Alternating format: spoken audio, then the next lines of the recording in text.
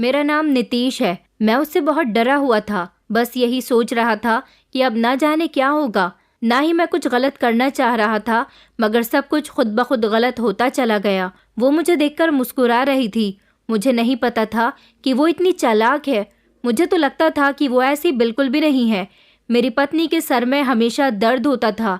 मैंने अपनी पत्नी के सर का दर्द दूर करने के लिए एक ऑनलाइन प्रोडक्ट मंगाया था।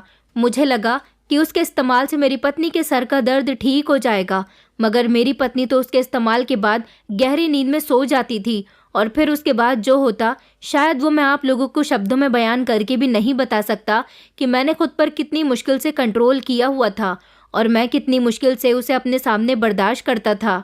मैं बहुत खुश था। आज मैंने आयुषी के लिए बहुत ढेर सारे अरेंजमेंट जो किए हुए थे। वो मेरे कॉलेज में पढ़ती थी। आयुषी मेरे लिए बहुत स्पेशल थी। मैं हमेशा उसे दूर दूर से देखकर खुश होता रहता था। आयुषी की दोस्त माधुरी हमेशा उसके साथ ही रहती थी। मैंने सुना था कि कुछ दिनों पहले आयुषी की माँ और माधुरी की माँ के बीच कोई झगड़ा हो गया था। इस दौरान वो दोनों एक दूसरे के घर पर नहीं जा रही थी। वो दोनों एक दूसरे की पड़ोसन भी थी और एक दूसरे की बहुत अच्छी दोस्त भी थी। दोनों ही बहुत शरीफ थी, मगर मैं तो सिर्फ आयुषी को पसंद करता था। ना जाने क्यों जब से मैंने उसे देखा था तब से ही मेरे दिल में उसको पाने की चाहत जागने लगी थी। मैं कभी अपने कॉलेज में पढ़ने वाली लड़कियों से बात नहीं करता था, लेकिन कुछ दिन पहले मजबूरन मुझे माधुरी से बात करनी पड़ गई थी। मेरी हिम्मत नहीं हो रही थी कि मैं डायरेक्ट आयुषी को प्रपोज करूं, उससे बात करूं। इसलिए मैंने पहले उसके दोस्त का सहारा लिया। मुझे कॉलेज में लगभग सभी लोग जानते थे, क्योंकि मैं अपने कॉलेज का काफ़ी पुराना स्टूडेंट हो चुका था। मैं बीएचएम कर रहा था। शुरू से ही मेरा सपना था कि मैं किसी बड़े से होटल का मालिक बनूं। हालांकि मैं मिडिल क्लास फैमिली का रहने वाला था, मगर मेरे सपने बहुत बड़े थे। मेरी माँ की दुआएं हमेशा मेरे साथ थी। वो कहती थी कि एक दिन ऐसा आएगा कि तुम्हारा सपना ज़रूर पूरा होगा। हम 2 भाई बहन थे। मेरी बहन की शादी हो चुकी थी। मेरी मम्मी मेरे लिए लड़की तलाश कर रही थी, मगर अभी मैं शादी नहीं करना चाहता था। पहले मुझे अपना करियर बनाना था, लेकिन अब जब मुझे आयुषी पसंद आ ही गई थी तो मैंने सबसे पहले उसे प्रपोज करने की कोशिश की थी। मैंने उसकी सहेली माधुरी से बात की। मैंने माधुरी से कहा कि माधुरी, तुम्हें मेरा एक काम करना होगा। मैं जानता हूँ कि तुम्हें ये बात बुरी भी लग सकती है, लेकिन मैं क्या करूँ, मैं अपने दिल के हाथों मजबूर हो चुका हूँ। वो कहने लगी कि अब आप बात को कितना घुमाओगे, मुझे बताओ भी तो सही कि क्या बात है। मैंने कहा, माधुरी, मुझे तुम्हारी दोस्त आयुषी बहुत अच्छी लगती है, जो हमेशा तुम्हारे साथ रहती है। मैं उसे पसंद करने लगा हूँ। प्लीज़ जाकर उसे मेरा प्रपोजल दे दो। मेरी बात सुनकर माधुरी मुस्कुराने लगी थी। उसने कहा कि ये बात आप उससे डायरेक्ट भी तो बोल सकते थे। मैंने कहा कि मेरे अंदर इतनी हिम्मत नहीं है कि मैं उसका सामना करूं, तुम उसको बोल देना। माधुरी मेरी बात सुनकर इनकार करने लगी। उसने कहा, मैं ये बात उससे नहीं कह सकती।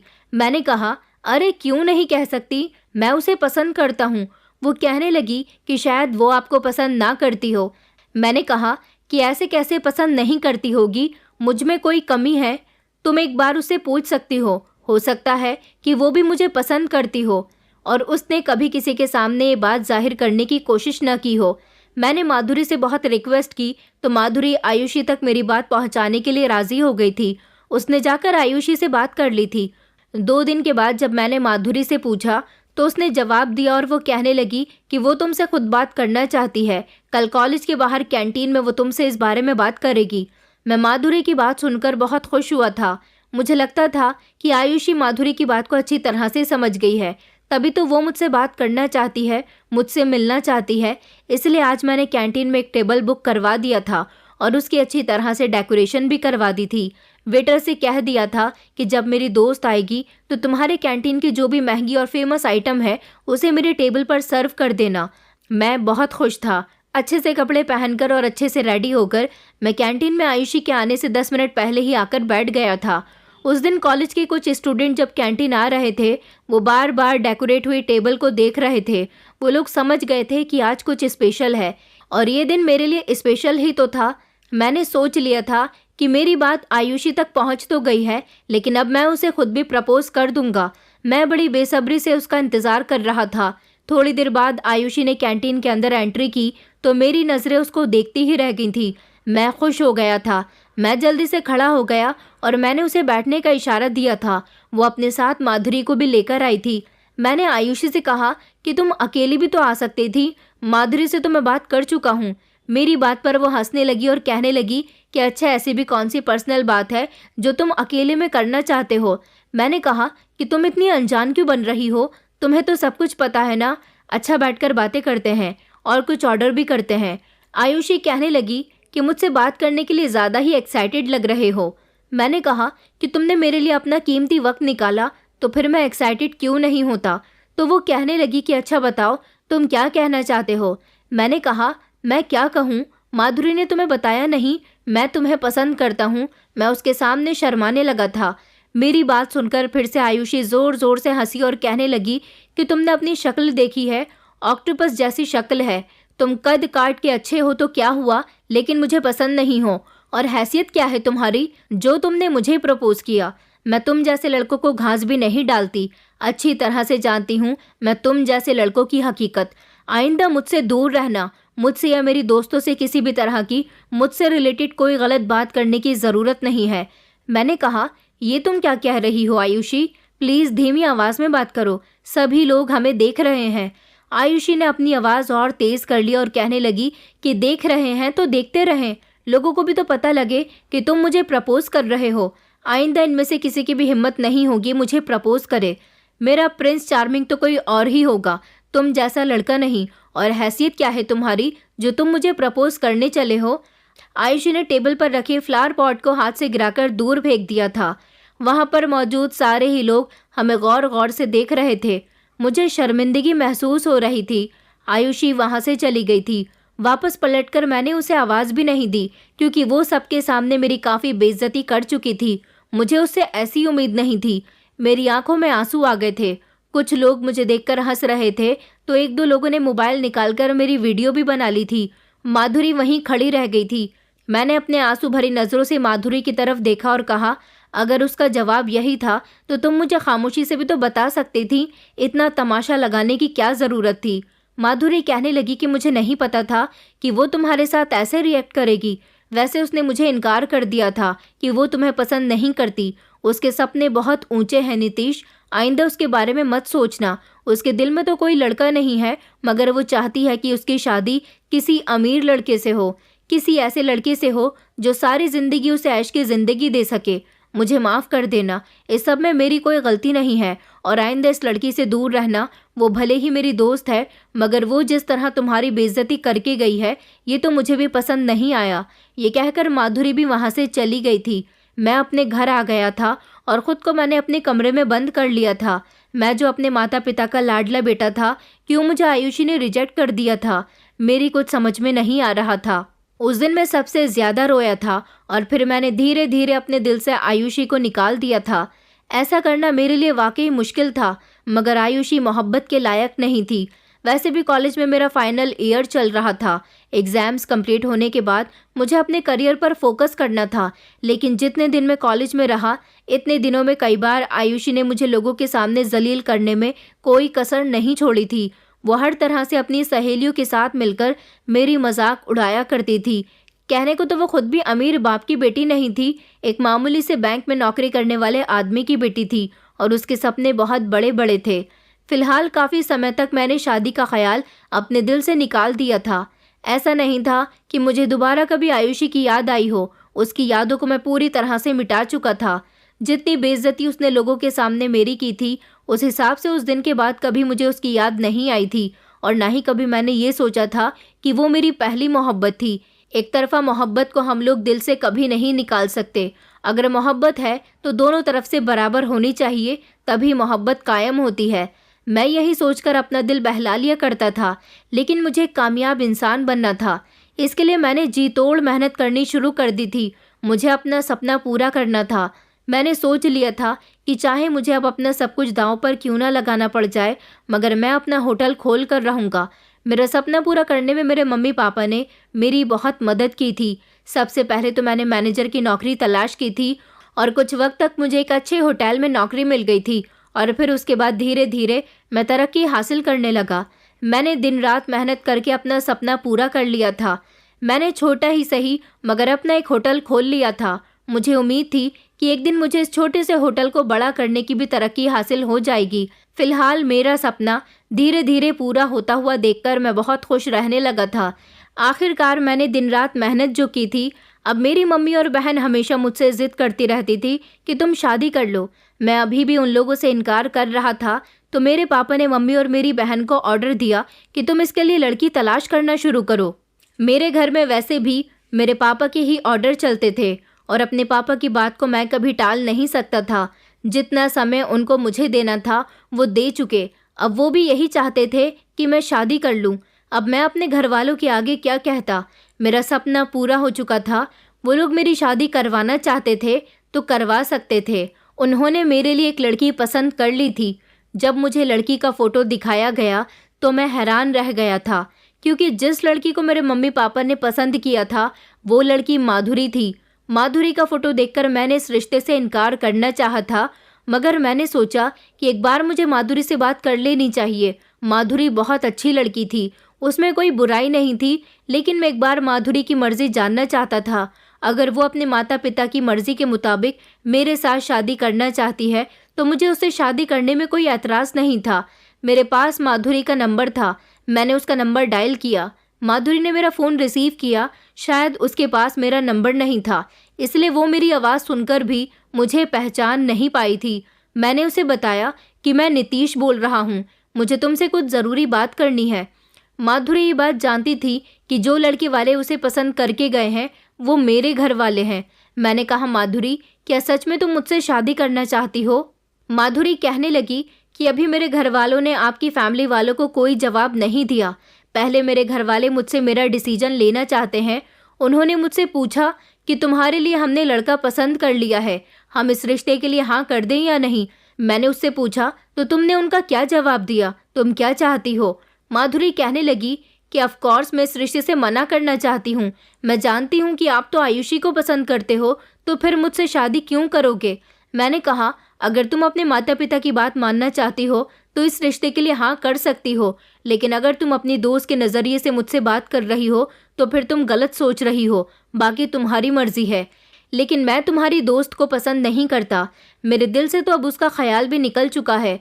वो मेरी काफ़ी बेइज्जती कर चुकी थी। उसी दिन से मैंने उसको अपने दिल से निकाल दिया। मैं भी अपने घर वालों की मर्जी के मुताबिक शादी कर रहा हूँ।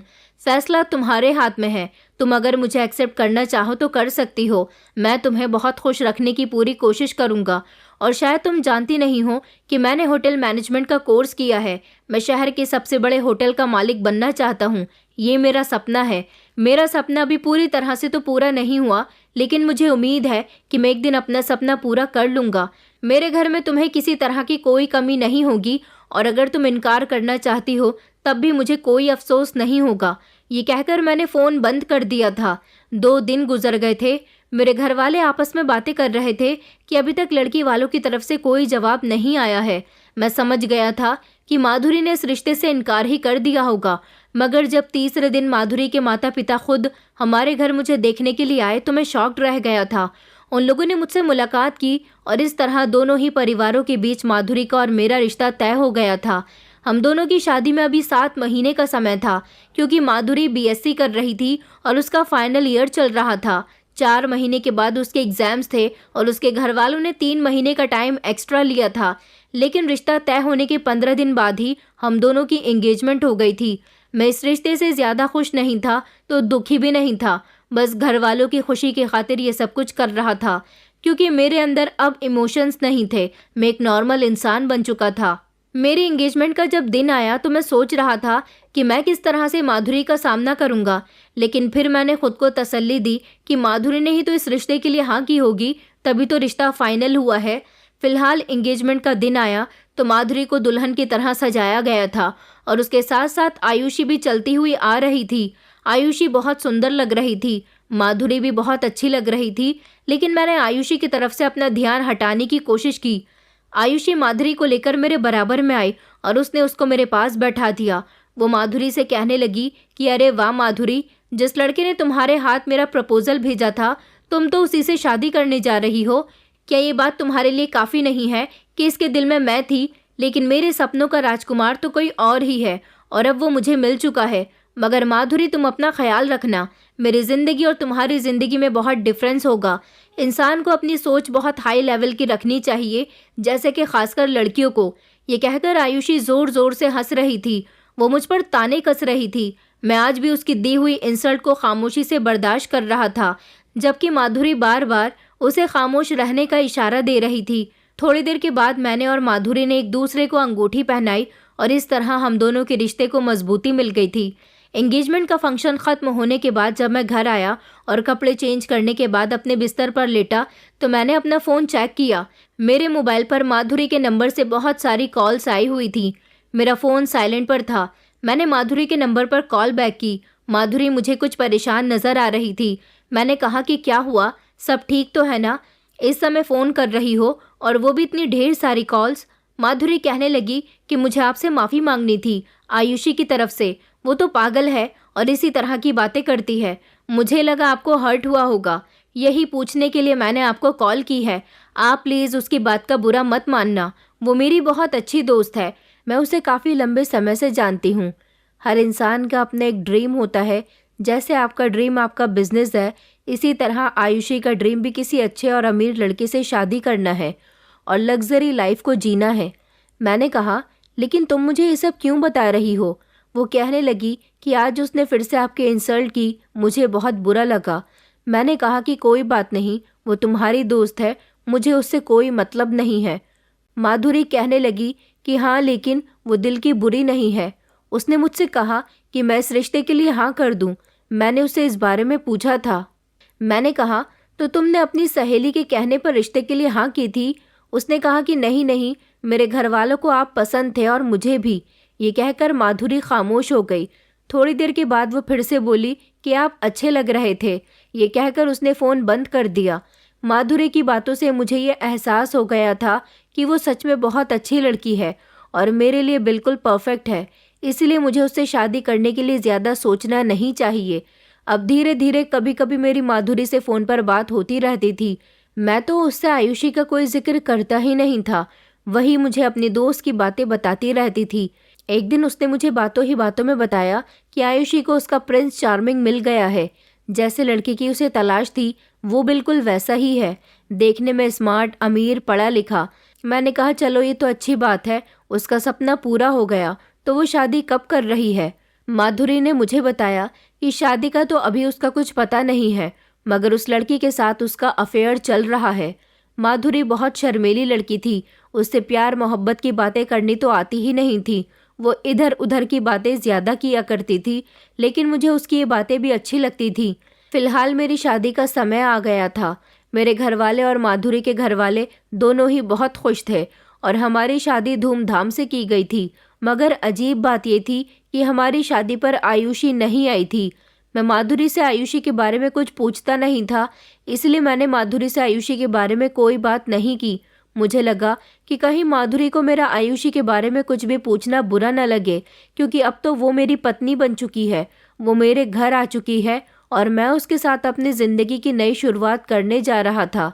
मैंने शादी के बाद हर तरह से माधुरी को खुश रखने की कोशिश की थी।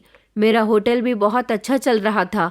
उससे मुझे जितना प्रॉफिट होता उस पर मैंने अपने लिए एक अलग से फ्लैट ख़रीद लिया था, जो कि बहुत सुंदर था।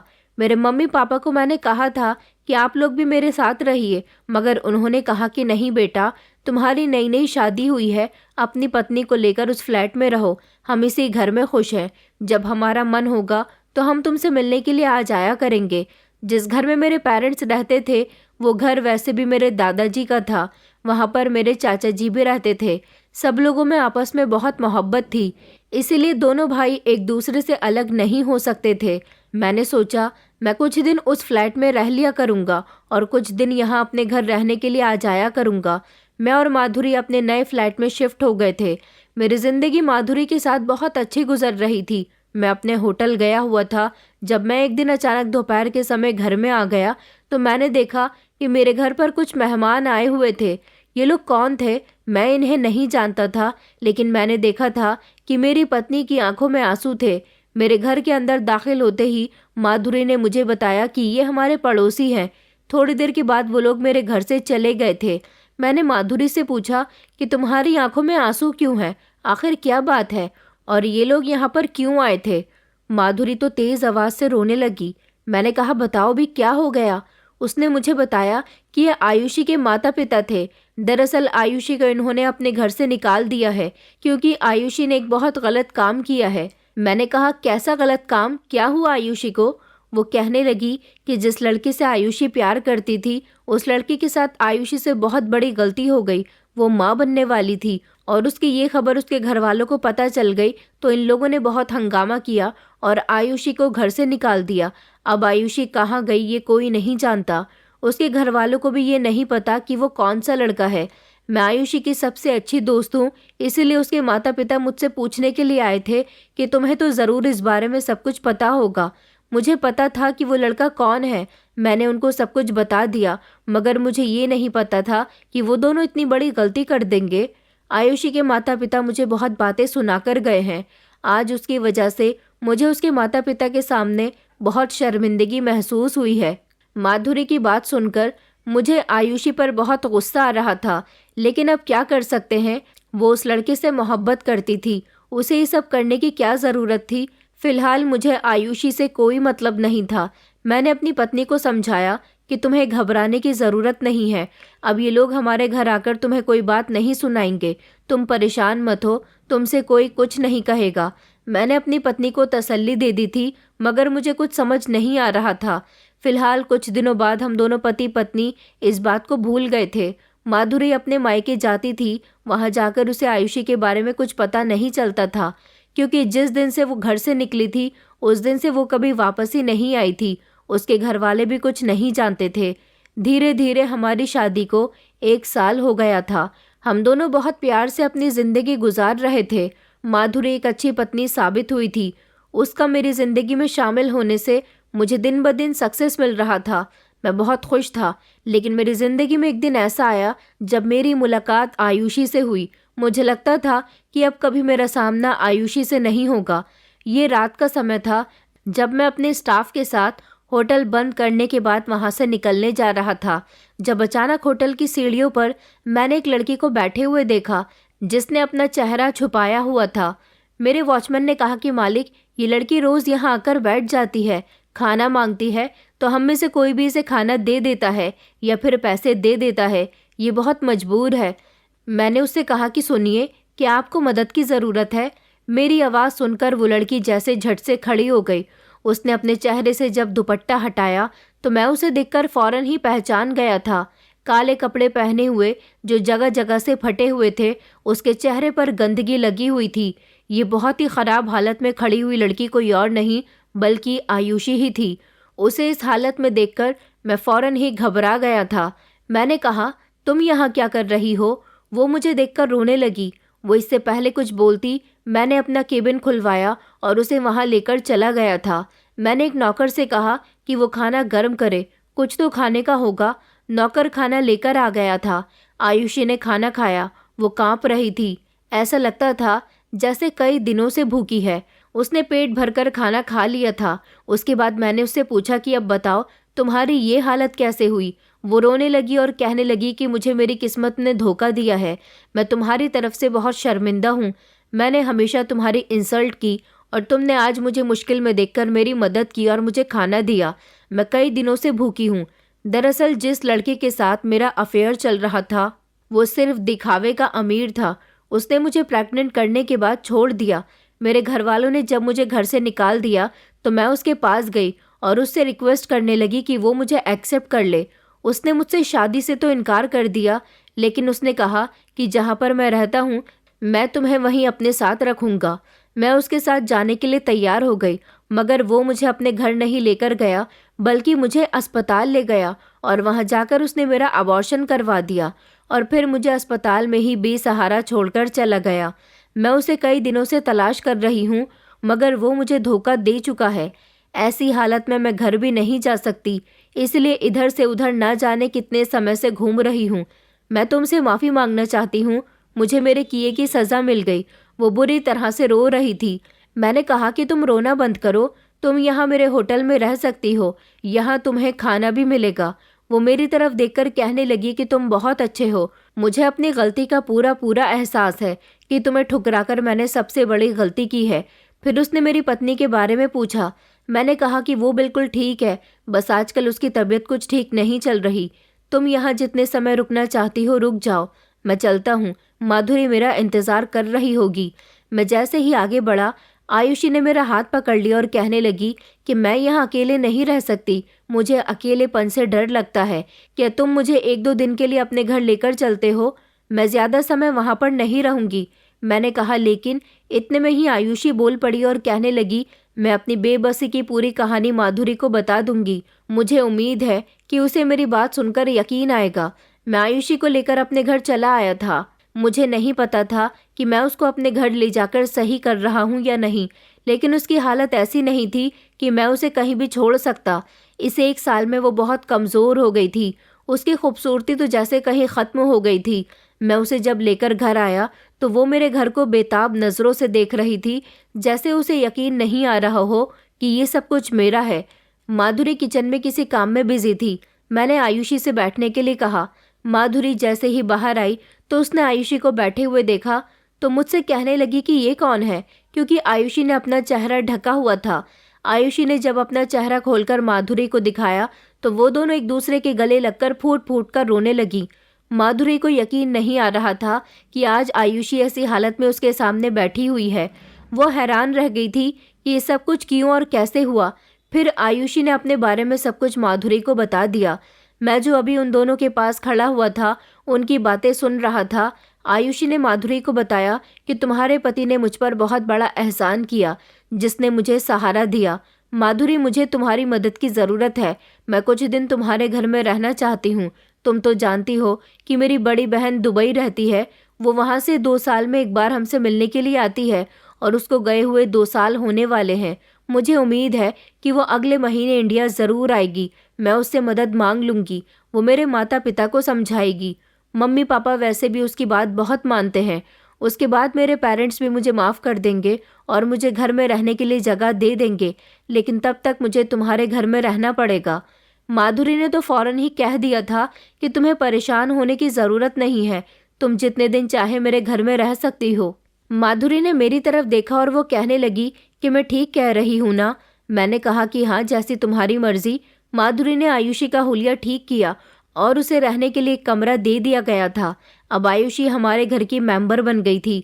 मैं तो ज़्यादातर अपने काम से काम रखता था, लेकिन मैंने देखा था कि जिस दिन से आयुषी हमारे घर में आई थी, मेरी पत्नी उसके आने से बहुत खुश रहने लगी थी। वो दोनों एक दूसरे के साथ बिजी रहती थी। पिछले कई दिनों से मेरी पत्नी के सर में दर्द हो रहा था। मैंने उसको डॉक्टर के यहाँ भी दिखा दिया था, मगर डॉक्टर की दवाई खाने के बाद उसे सिर्फ कुछ समय तक आराम रहता था। उसके बाद वो दोबारा से दर्द बताती रहती थी। एक दिन मैं ऑनलाइन शॉपिंग वेबसाइट पर अपना कुछ सामान ऑर्डर कर रहा था, जब अचानक मेरे सामने हेड मसाजर शो होने लगा। हेड मसाजर वो मशीन होती है जो वाइब्रेशन से हमारे सर की मसाज करती है। ज़्यादातर जिन लोगों के सर में दर्द होता है, इस मशीन की मदद से उनके सर का दर्द कम हो जाता है और पेशेंट को बेटर फील होता है। मैंने अपनी पत्नी के लिए हेड मसाजर ऑर्डर कर दिया और जब 3 दिन के बाद वो मुझे डिलीवर हुआ तो वो मैंने अपनी पत्नी को दे दिया। मेरी पत्नी कहने लगी कि ये क्या चीज़ है, तो मैंने कहा कि तुम इसे अपने सर पर इस्तेमाल करना, ये तुम्हारे सर की बहुत अच्छी मालिश करेगा, तुम्हें बहुत सुकून मिलेगा। ये प्रोडक्ट आयुषी को भी बहुत पसंद आया था। 1-2 दिन माधुरी ने रात के समय उस प्रोडक्ट का इस्तेमाल किया। उसके सर के दर्द को काफ़ी सुकून मिला था, लेकिन कुछ दिन गुजरे तो मैंने देखा कि मेरी पत्नी को इस प्रोडक्ट की कुछ ज़्यादा ही आदत पड़ गई थी। वो रात को जब इसकी मसाज लेती तो सारी रात गहरी नींद में सोती रहती थी। इस दौरान मैंने नोटिस किया था कि आयुषी मेरे साथ बहुत हंस हंस कर बातें करने लगी थी। हालांकि मुझे उससे बात करना पसंद नहीं था। मैं नहीं चाहता था कि उसको मैं इस घर में लेकर आया हूँ तो उसका ऐसा बिहेव करने से मेरी पत्नी को हम दोनों के बीच कुछ गलत लगे। आयुषी हमेशा मेरे सामने अपनी किस्मत का रोना रोती रहती थी और बार बार माफ़ी मांगकर मुझे शर्मिंदा करती रहती थी, लेकिन अब तो वो हद पार करने लगी थी। बातों ही बातों में धीरे धीरे मेरे करीब आने की कोशिश करती थी। उसे हमारे घर में रहते हुए 15 दिन से ज़्यादा गुजर गए थे और इन 15 दिनों में मैंने नोटिस किया था कि वो मेरे साथ बहुत ही फ्रेंडली हो रही थी। मुझे ये सब कुछ बिल्कुल भी पसंद नहीं था। मेरी पत्नी तो हर रात गहरी नींद में सो जाती थी। सुबह को भी वो देर से उठती थी। मैं सुबह को जल्दी होटल के लिए निकल जाता था। वो माधुरी की नज़र बचते ही मुझसे बात करने की कोशिश करती थी। एक दिन आयुषी ने मुझसे फिर से माफ़ी मांगी और कहने लगी कि नीतीश, माधुरी कितनी लकी है कि उसे तुम जैसा पति मिला है जो उसे इतना प्यार करता है। मैंने तो अपने पैरों पर खुद ही कुल्हाड़ी मारी है। तुम जैसे इतने अच्छे इंसान को मैंने रिजेक्ट कर दिया। मैंने कहा कि कोई बात नहीं, इंसान हमेशा अपने लिए अच्छा ही सोचता है और तुमने भी अपने लिए अच्छा ही सोचा था। अभी मैं आयुषी से ये बात कर ही रहा था कि तभी वो कहने लगी कि मेरी ज़िंदगी दोबारा से अच्छी हो सकती है नीतीश, अगर तुम मुझे एक्सेप्ट कर लो तो। मैं किसी को कुछ नहीं बताऊंगी, खामोशी से इस घर में एक कोने में पड़ी रहूंगी। उसने झट से मेरा हाथ पकड़ लिया था और कहने लगी कि मुझे अच्छा लगता है जब तुम माधुरी की केयर करते हो, उसका ख्याल रखते हो, उससे मोहब्बत करते हो। ये सब कुछ तो मैं भी डिज़र्व करती हूँ। तुम्हारी पहली मोहब्बत तो मैं ही हूँ ना। भले ही तुम माधुरी को अपनी पत्नी बना चुके हो, लेकिन तुम्हारे दिल में आज भी मैं हूँ। मैंने तो ज़ोर से आयुषी का हाथ झटक दिया और कहा कि तुम पागल हो गई हो क्या?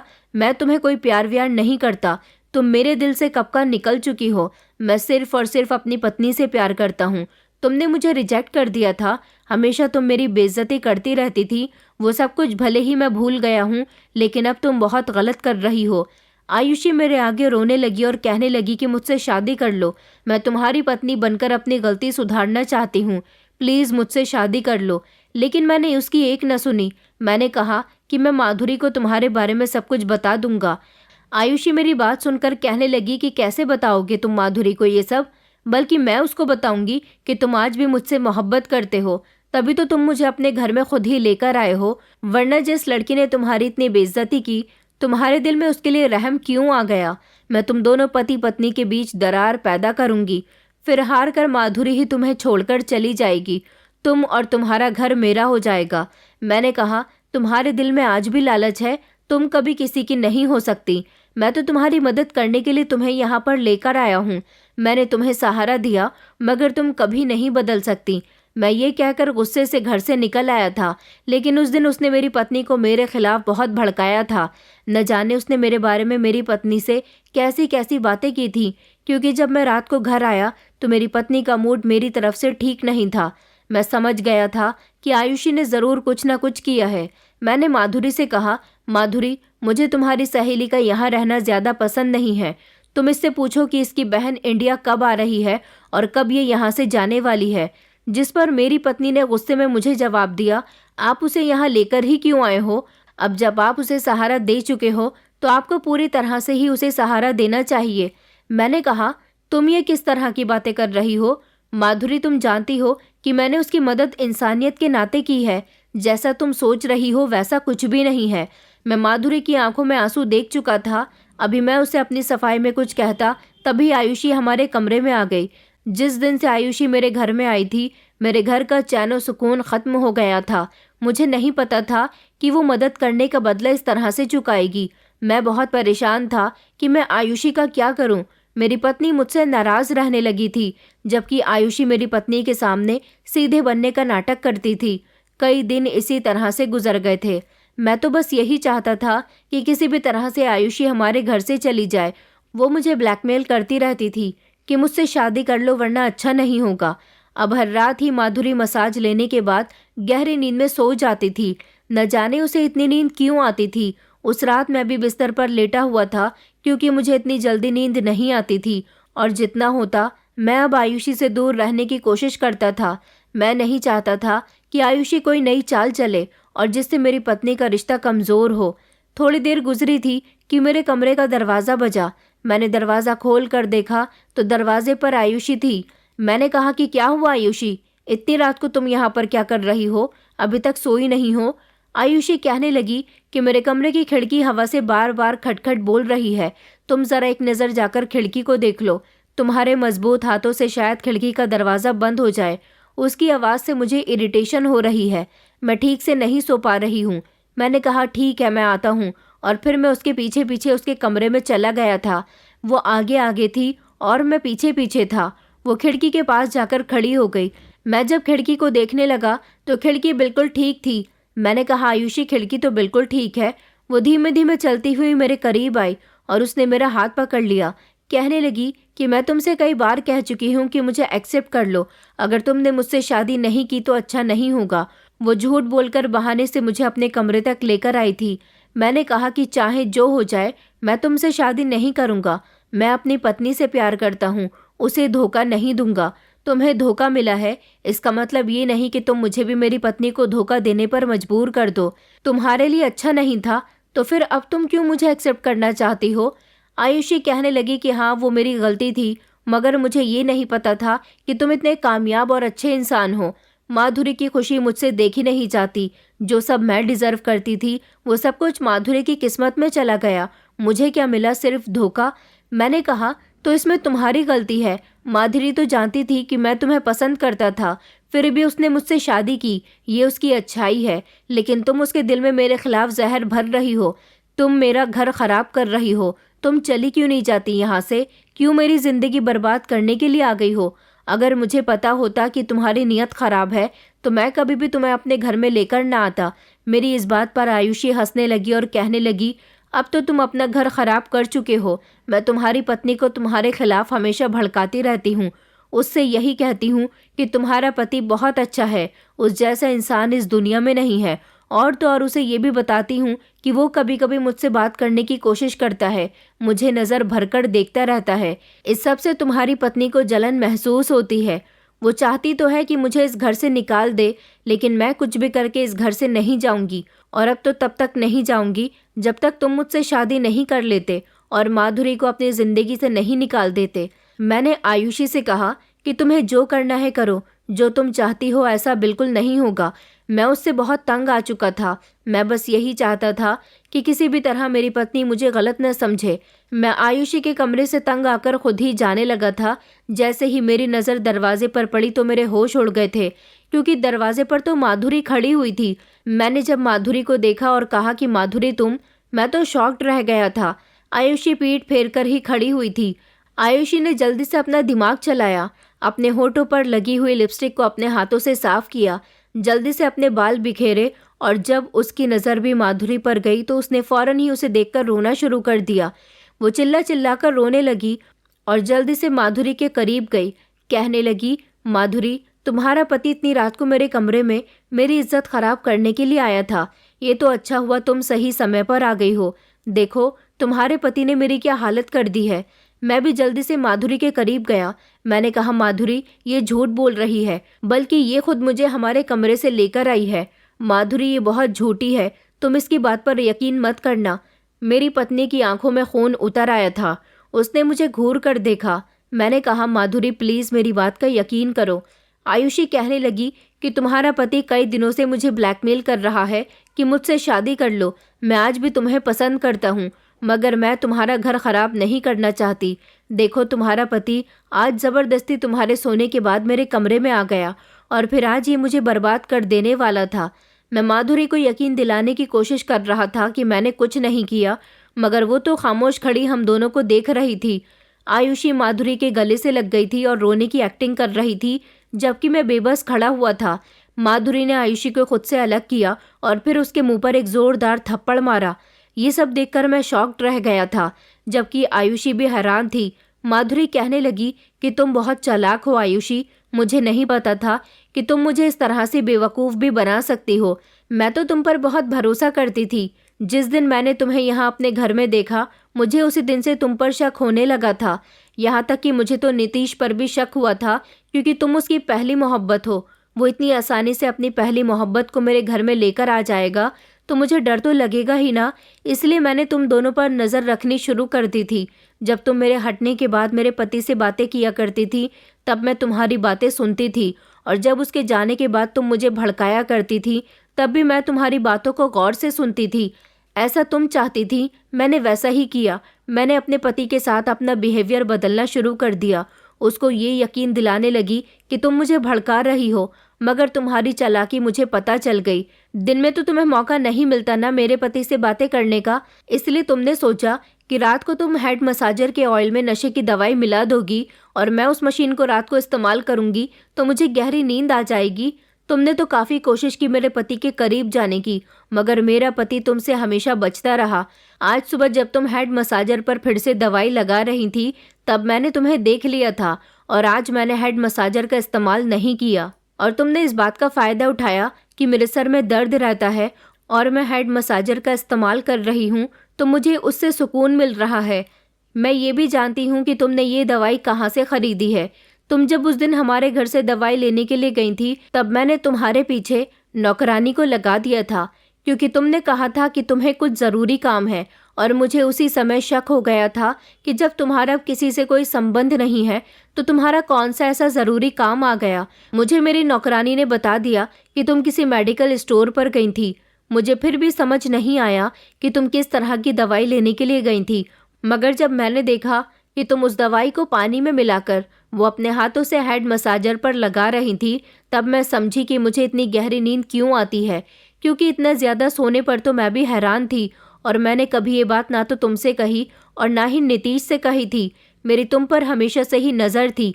जब जब तुम मेरे पति को ब्लैकमेल करने की कोशिश करती थी तब तब मैंने तुम्हारी हर बात को सुना है। आज भी जब तुम मेरे पति को झूठ बोलकर यहाँ बुलाने आई थी तो मैं सो नहीं रही थी, बल्कि सोने का नाटक कर रही थी, और काफ़ी देर से मैं यहाँ दरवाजे पर खड़ी हुई तुम दोनों की बातें सुन रही हूँ।